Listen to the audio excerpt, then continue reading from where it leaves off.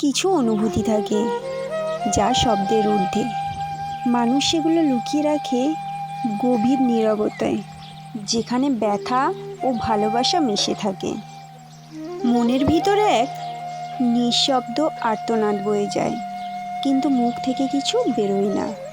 কারণ মানুষ জানে, ব্যাখ্যার প্রয়োজন সেই বোঝে যে অনুভূতির গুরুত্ব দেয়।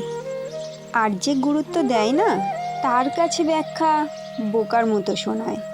মানুষ চায় না সবাই তাকে বুঝুক, শুধু একজন চায় যে তার নীরব চোখের ভাষা পড়তে পারবে, যে তার অসহায়তা অনুভব করে।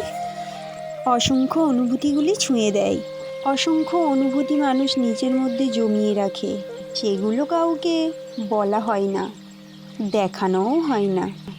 নীরবতার গভীরে সেই অনুভূতিগুলি ঘুমিয়ে থাকে, কিন্তু মন থেকে কখনোই মুছে যায় না।